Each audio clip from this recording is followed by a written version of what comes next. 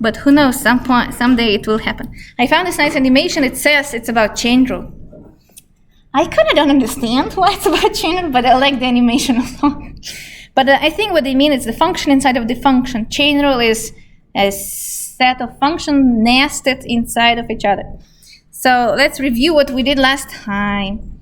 We learned quotient rule and product rule. That's what your homework was. Did you finish your homework on time?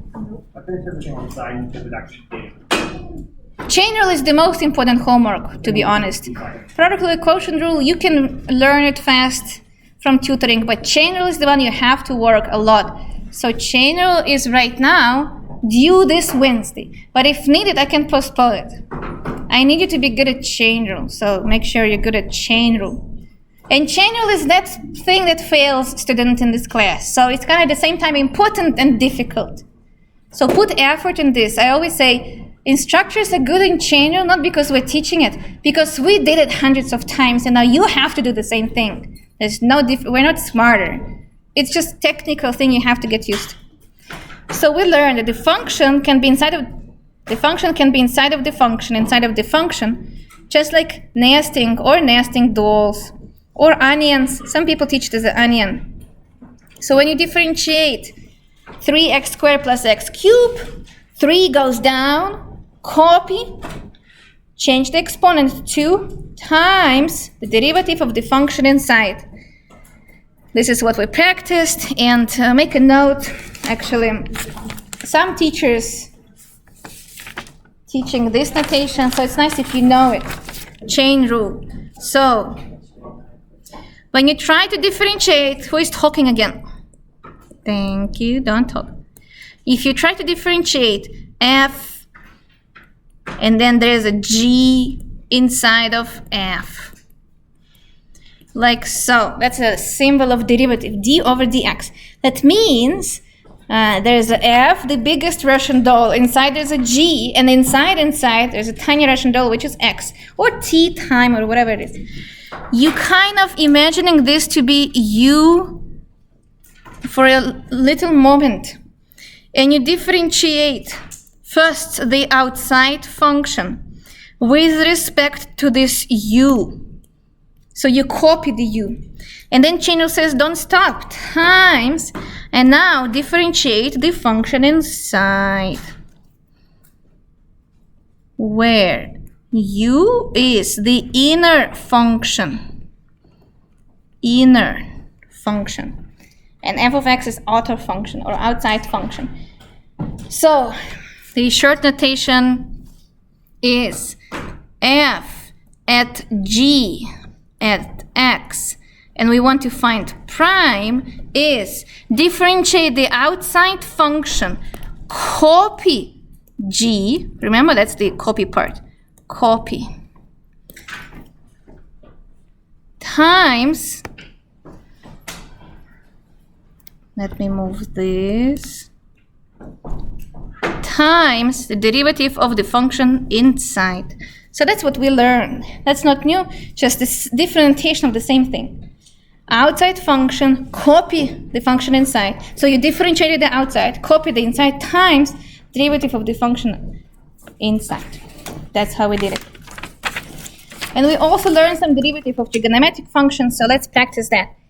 The exam on Monday will have all of this. Product rule, quotient rule, chain rule. Product rule, quotient rule, chain rule. And find the velocity, so we're going to do it today. Find the equation of a tangent line. Those things are very classical for the first exam. And going back to limits, which we will review on Wednesday.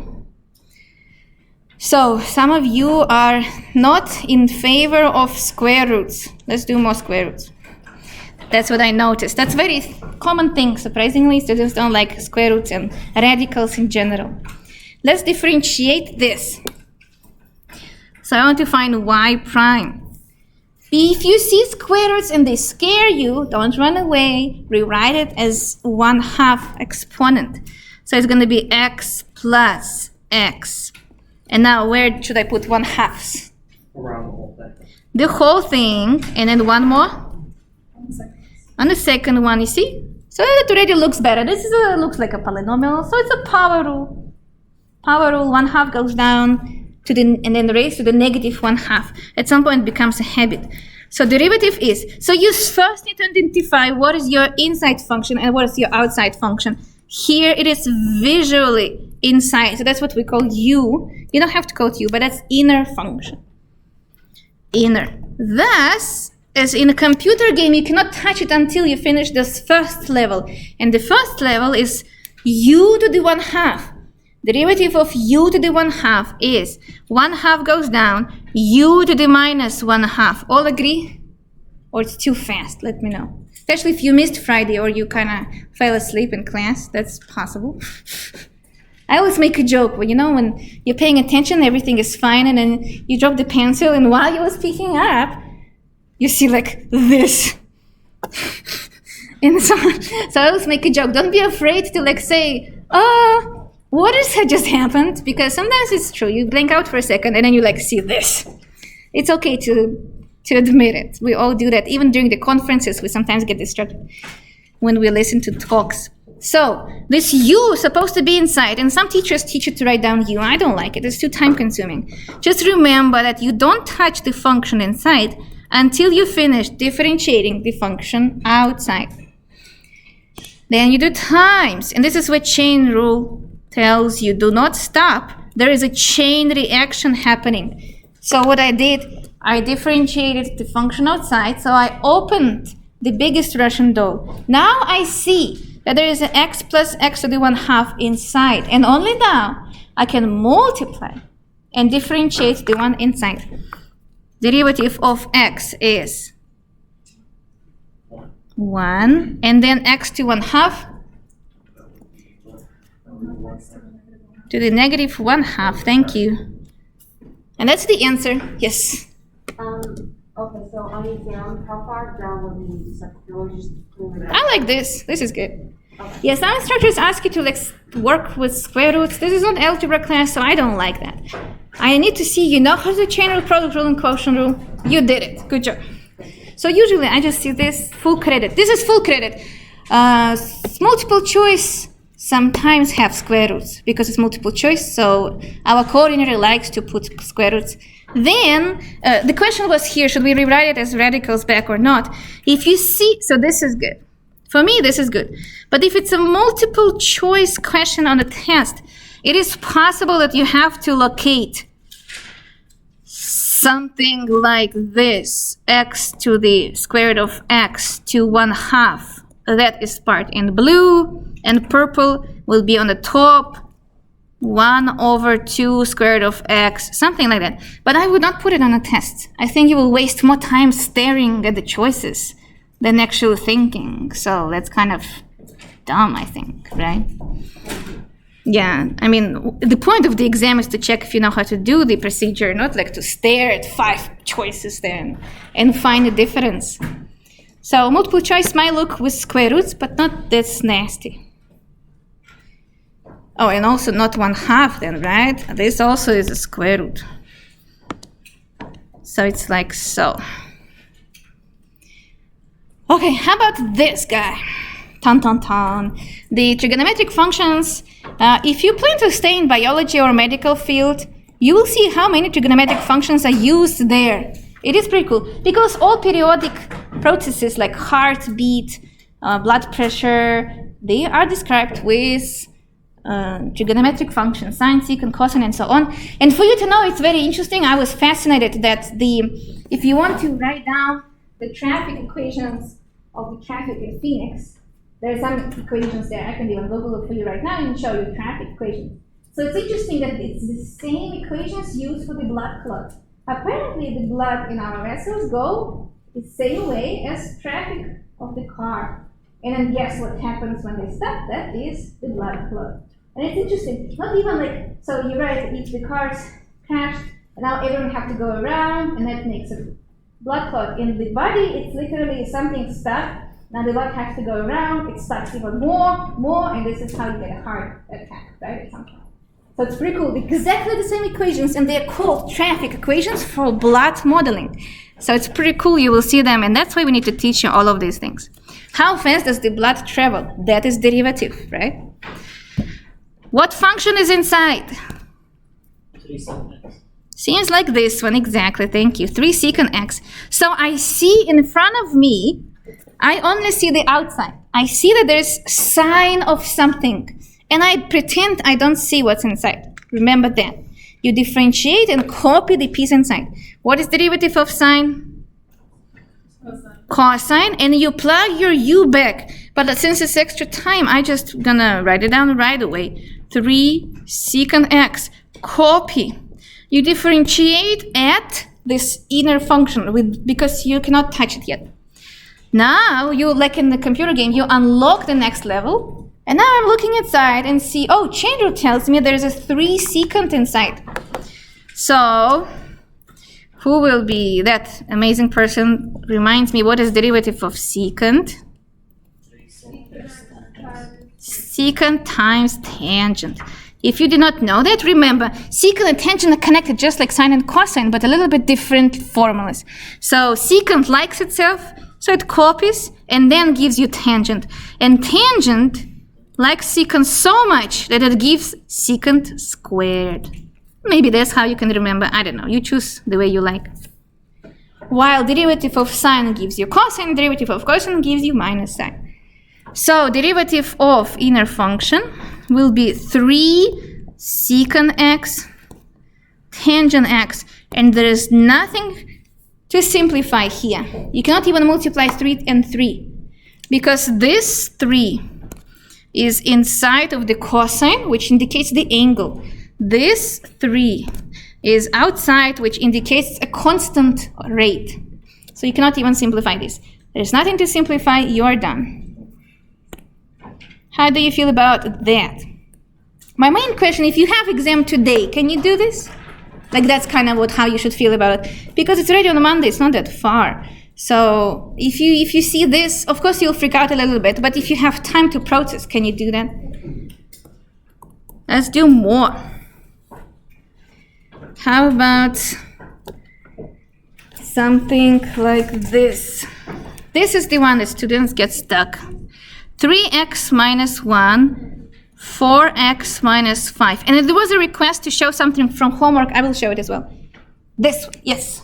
So, like, I get the process, but you know how to do it, but where I get lost is, like, how do you know whether to do, like, how we push or So, like, that sine times 3 secant x, like, why would you not be able to count? Yeah, good question. So the question was, if I understood correctly, how to distinguish when we do product rule, quotient rule, chain rule, all 3 different. So let's see. Product rule, if you have 2 functions multiplied, u times v, or f of x times g of x, that is product rule. And then you perform the formula. Quotient, as you can guess, there is a quotient, and you perform the formula. If you have a constant multiplied by a function, that is not a product rule, or divide by a function. That is not a quotient rule, because it's just a constant. That is why this 3 times secant, I just assumed it's 3 times the function, and I differentiated the function. But if there is a function stuck inside of the function, like this 3 secant is inside of sine, then I have to do chain rule. How do I know that this is not a product? Because by the definition of sine, y equals sine theta. This circle with the wiggly part inside called theta.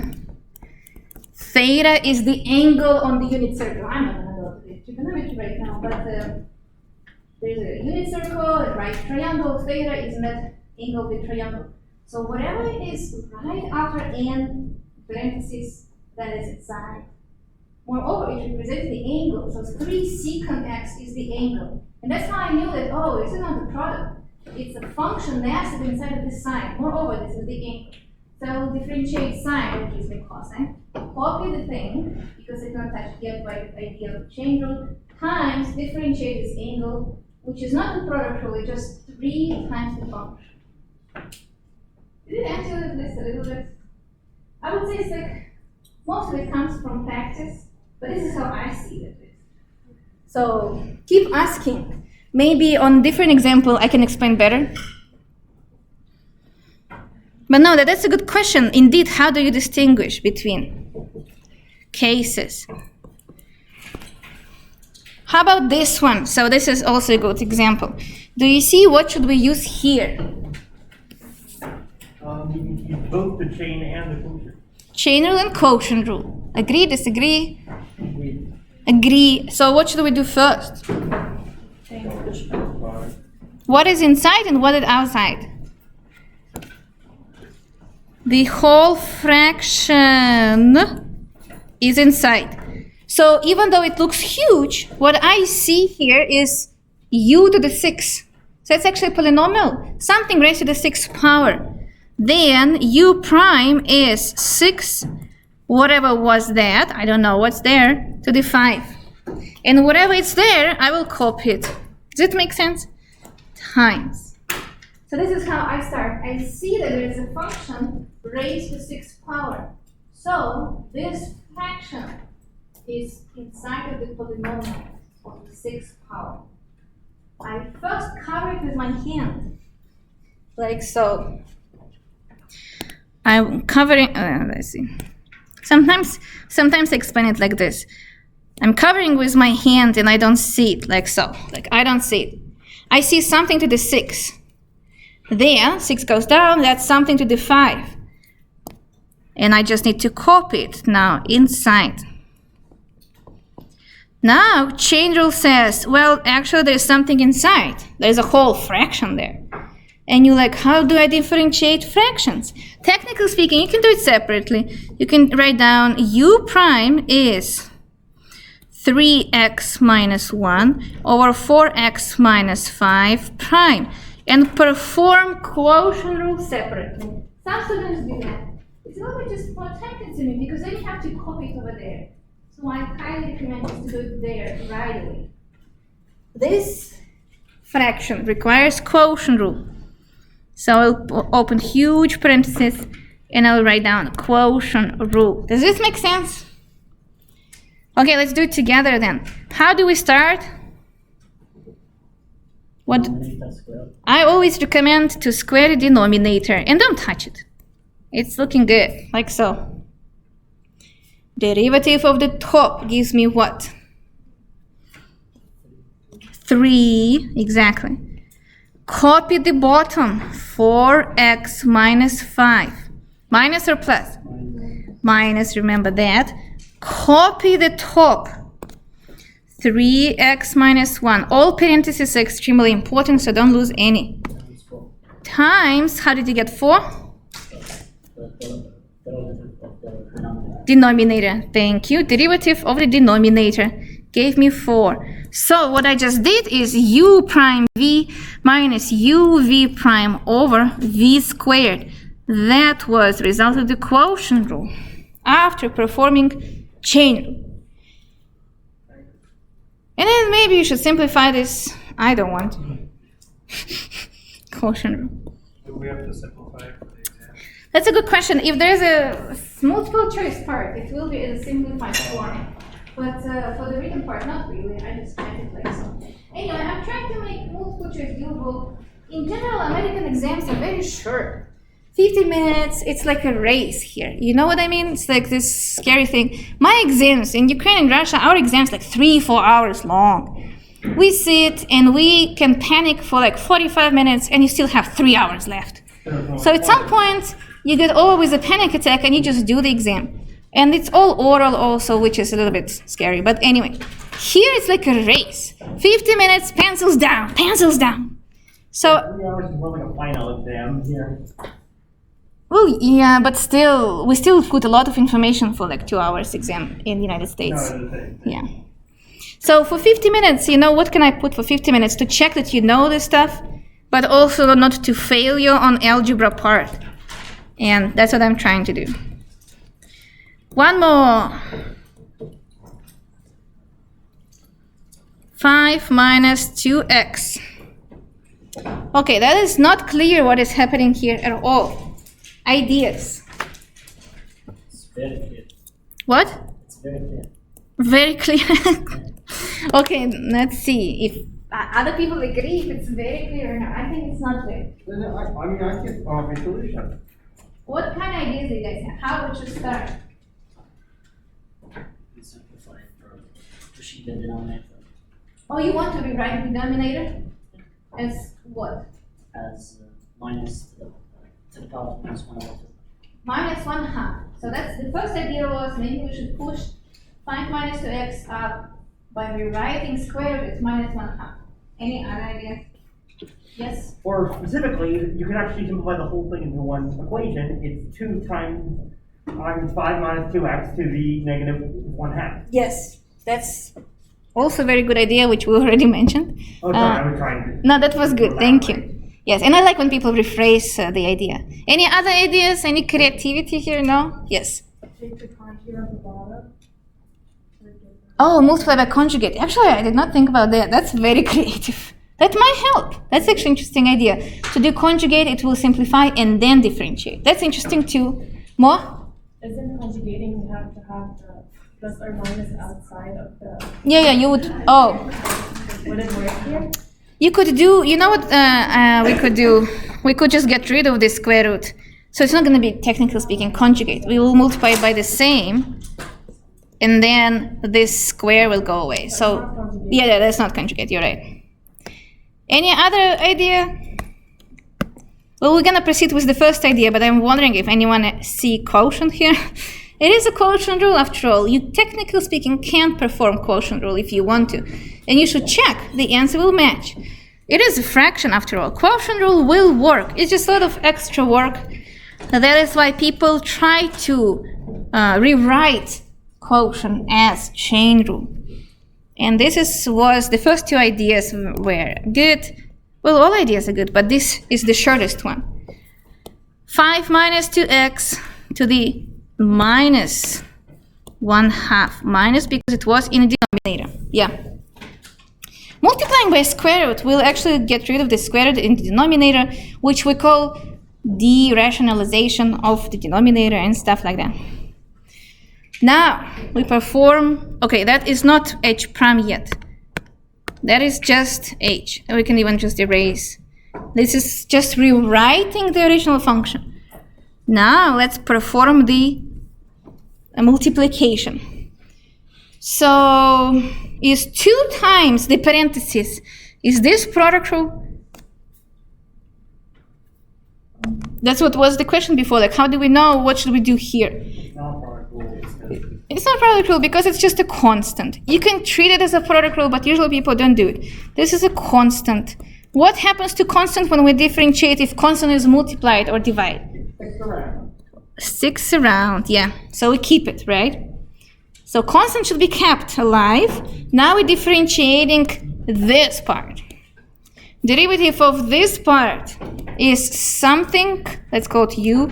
U raised to the minus 1/2. Can you tell me out loud what should it be? Minus, wait, what's happening with this thing? Oh. This thing goes down. So let's review. This is power rule. This is basically u raised to the minus 1/2. So minus 1/2 goes down, right? Rewrite your u, 5 minus 2x. Raised to what? Minus 1.5. I have so many different answers over there. So we do minus 1/2 and minus 1. I think everyone agree with this answer. And then you need to take your pencil and carefully calculate what is the answer. I know some of you are not good with fractions. Just keep practicing. I always see 1 as 2 over 2, 3 over 2. Minus 1 over 2 minus 2 over 2 is minus 3 over 2. So I will erase and write down minus 3 over 2. Is this all? Are we done? Since you never touched 5 minus 2x, you should kind of have this hint in your mind. Oh, probably I'm not done. You know, there's a meme about the exams in math classes. And did I do it really well? Or it was way too simple and I just messed up everything. So like, that was way too fast. Probably we did not do something. We forgot to differentiate, well, we did not forget, but we keep waiting for a chance to differentiate this inside part. Only now you can do it, chain rule. Only after this dot, after this product, you can multiply by the derivative of 5 minus 2x, which is minus 2. Very nice. This one is actually nice to simplify because there's so many 2's and 1/2's that can go away. So maybe let's do that. So 1/2 and 2 minus and minus gives you just 2. And you can write down as 5 minus 2x raised to the minus 3/2. Answer the most. But actually in the book I can see they're also rewriting it as you. How do you know it's over? Because of the negative. Negative, exactly. Negative means I need to build a fraction, and whatever was there goes to the bottom with the positive exponent. Square root of 5 minus 2x to the power of 3. To the power of 3. Good job. So the way I remember it, like so, whatever was on the top will stay on the top. Whatever was at the bottom will be a root, a radical. Since it's 2, it will be a square root. So this is also an answer. I see in the book they did this. I don't know, I like the previous answer more, to be honest. So it's really depends on the book. How do you feel about that? One more to practice before I show you that weird homework problem. How did you get rid of the negative 2? So negative was here. I will show you with different color. This negative and this negative. Negative times negative is positive. And then one of the 2's canceled out 1/2. And this negative, the second one, show up from the derivative of 5 minus 2x. And the first negative show up from the exponent. Nice. Good question. Okay, how about sines and cosines cubed? This is very interesting. I wonder if you understand this idea. What is the difference between finding the derivative of sine x cubed versus finding the derivative of sine cube? Who is spoiling my lecture? Spoiler alert, don't spoil my ideas. I'm very proud of them, okay. Like so. Let's see, who knows what is the difference? Who can explain? How would I rewrite the first one? So there's rewriting, I mean the parentheses. Like, what kind of parentheses would help me to see visually? Which function? It is chain rule, because there is a trigonometric function and the cube involved. So first of all, it's a polynomial there, and there is a trigonometric function. But which one is inside and which one is outside, and how also?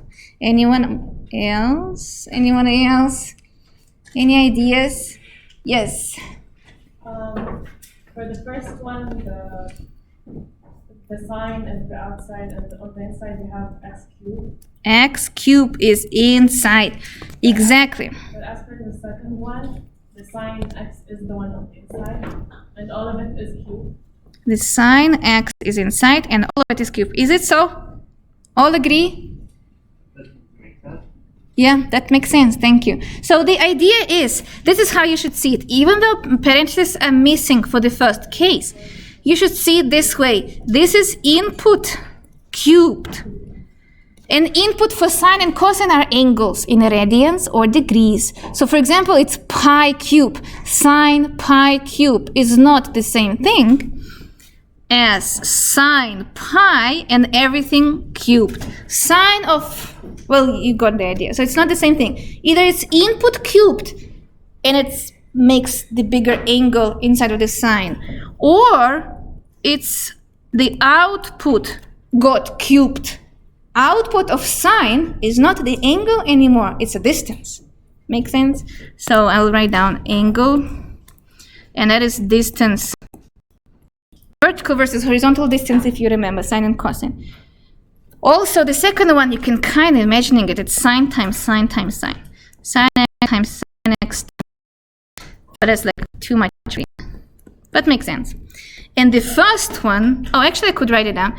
And the first one, you can imagine it's sine x times x inside versus sine times sine times sine. Okay, blah, blah, blah. We talked about this, why she is so picky about this. Because derivative will be different. f prime for the first one.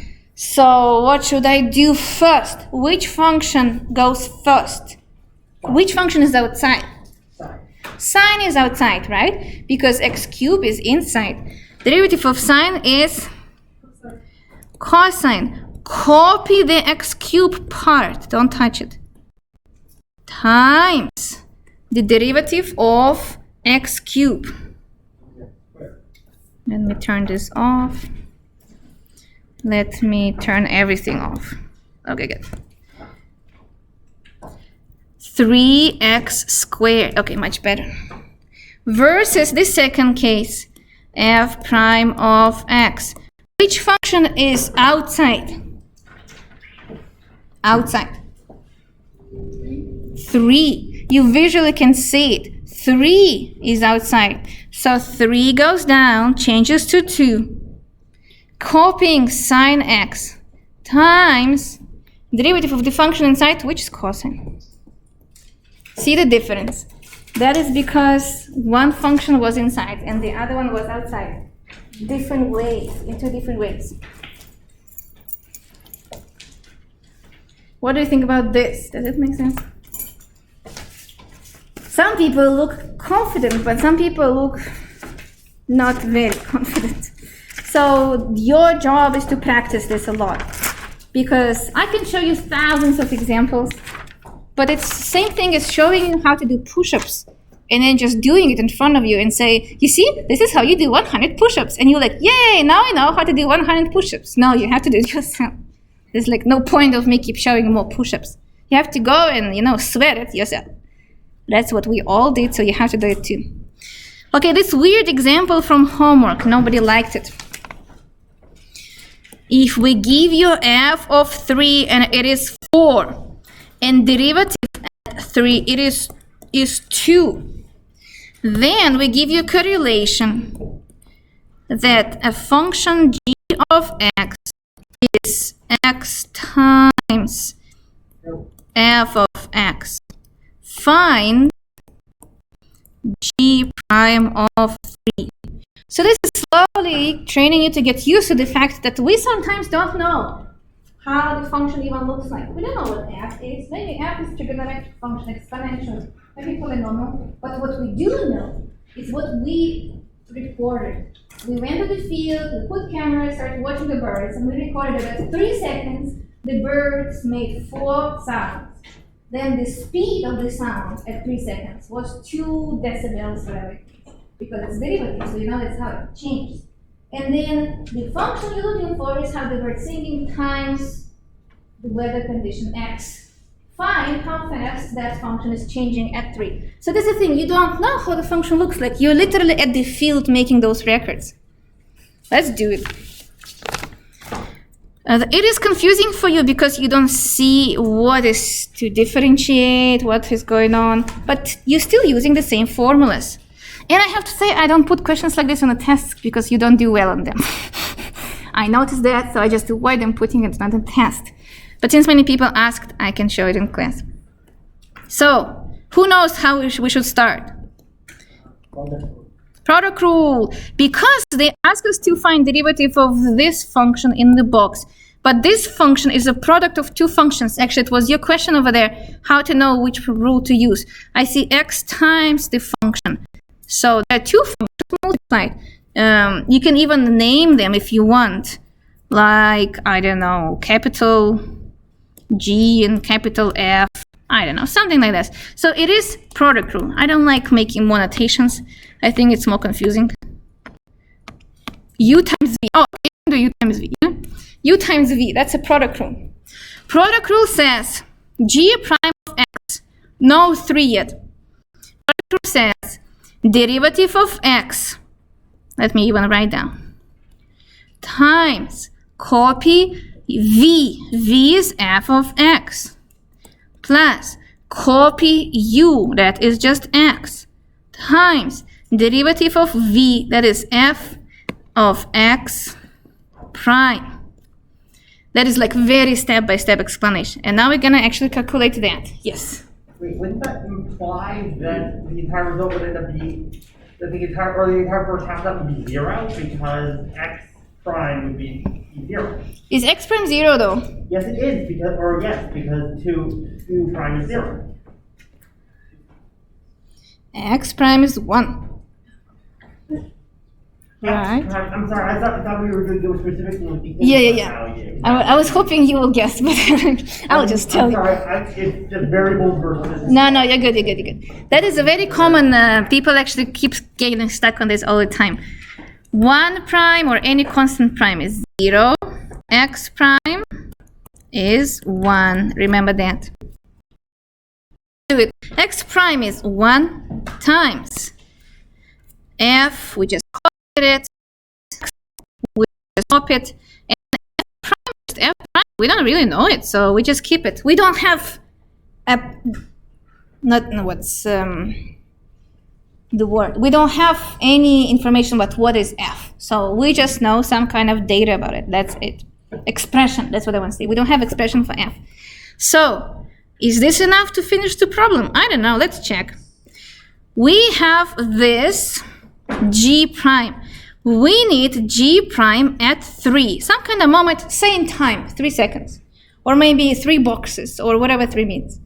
So, at 3, it's going to be plug 3 into 1. Not really, so 1 is just 1. F of 3 plus 3 times f prime at 3.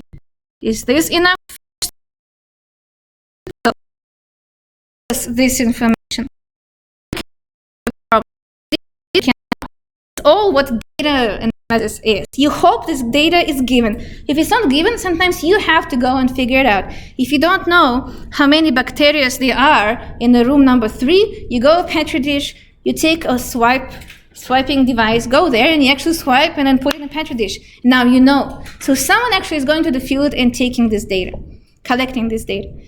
But they gave us, look back, f of 3 is 4, f prime of 3 is 2, which indicates at moment 3 the function was 4, but the speed of the function was 2. So it's going to be 3 times 2. Make sense? That's how you do problems like these. What do you think about that? How do you feel about that? And I wanted to show you one with the tangent. There's one I have trouble with the multiplying 2 functions at once differential. Multiplying 2 and then still do product rule, I guess, yeah. I can't remember exactly the weird situation. Oh yeah, it was the combination of 2 functions and the same rule. Oh, and the channel. Post it in the forum. I'll help you in the forum. It is posted in the forum, I just still don't completely understand. Oh. The answer is given, I just... You can stay after class, I'll help you. Oh, actually I'm in a hurry after class, but I can help you in a couple of minutes. I might just have to take a hour and look through that. No. Oh, I see. I'll see what happens. I'm still substituting a professor who is in the hospital, and this class starts in 20 minutes after this class is over. And I have to run to the Discovery building, which is like at the gym. So, every time the class starts. Let's do this one. What function is outside? Tangent is outside. And then we don't see. So like we kind of pretend we don't see what's inside. So you imagine this is u. So it's tangent of u. Derivative of tangent is square. 9. 9. How about 9? Keep it because it's multiplied. It's a rate. What happens with 4 over x? Differentiating? Not yet. Copy. So that's going to be the most important. Remember my annoying Russian accent on the test. Recopy x. Copy. And then you don't forget it, because some of you will forget and differentiate right away over here, and that's not good. This is how you lose points. And in the multiple choice part, you will see that mistake there, so you should not choose it. Now, times the derivative of the function inside. What is derivative of 4 over x? minus 4. So not very clear how we did it. So let's take a pencil and do it separately. 4 over x prime.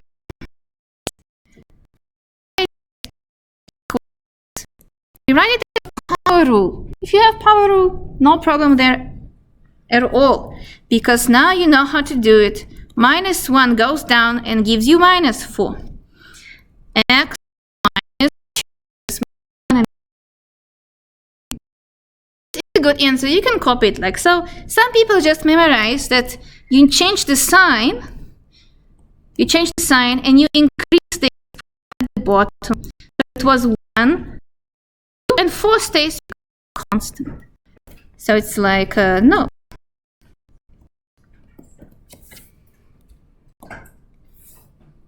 How about that? What do you feel about that? So again, imagine having this right now on a test. Will you handle it? And last thing to do is, I always like putting this problem on a test when we ask you to find velocity or acceleration. So let's do last example. The example is from homework. Line is given as s. S is s square root. My tablet is like, I don't like it anymore. I know what to do.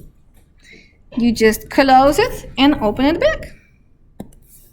My tablet doesn't like when I substitute many classes. Go back, yes. 1 plus 8t, told you. This is a particle moving position. This is a position function of the particle moving. Blah, blah, blah. You should learn how to read mathematical questions. Again, in American books, they like to write lots of stories behind the equations. As a foreigners, we just train ourselves, because we don't know English, how to read it fast. You like blah, blah, blah, blah, s equals square root of 1 plus 8t. That is important. Also, it says that s is in meters. In physics, it's important. T is in seconds. T is in seconds. Find, and that's important now, find the rate of change. And I'm like, okay, I think Julia told me rate of change is a synonym of what? What is that? The rate of change. What do they want me to do? That would be the difference. That's a different derivative, I told you. How fast something is changing. Find instantaneous rate of change. Rate of change, marginal, slope. That means they want to differentiate. And then they say at t equals 3 seconds. So this is a key word that they wanted to find derivative s prime. Rate of change of the position gives you velocity, by the way. V velocity. We already know that. Then it goes acceleration and so on. Solution. So this is how you don't freak out during the test. You kind of freak out reading all of this, and then you see rate of change and it hits you. Oh, she told rate of change is differentiating. So just start differentiating. Maybe then you'll feel better and you will get more confidence. S prime is, I will rewrite it as 1/2 if you don't mind, and then differentiate because I like it more. Did you see what I just did? The square root, not to make a mistake, let's write it down as 1/2. Now you see it's chain rule. Some function, which is a line, it's a linear function, is inside, and this function inside is raised to the 1/2, so it's inside of the square root. So 1/2 should be done first. How do we do that? 1/2 goes down, 1/2, copy, raise to the -1/2, because you need to subtract 1.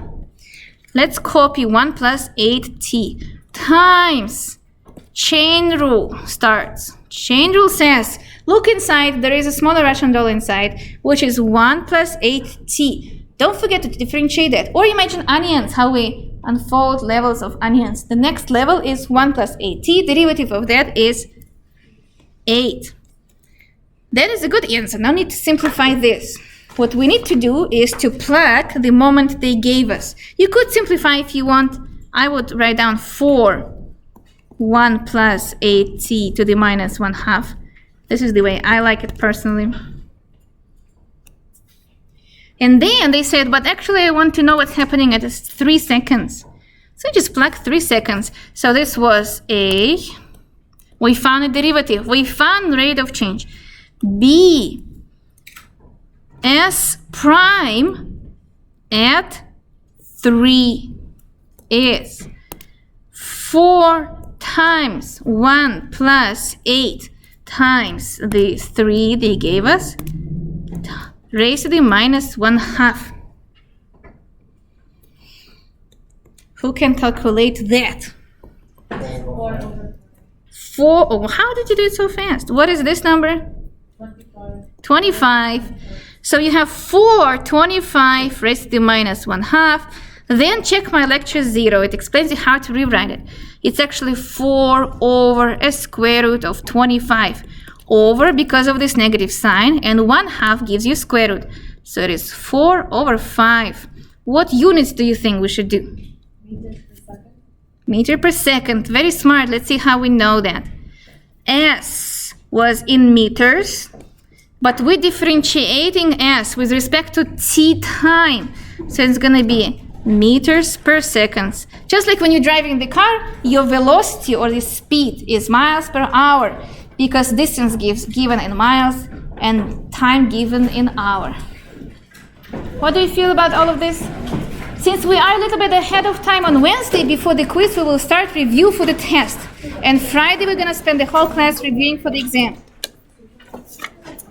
Good job, people. Don't get sick.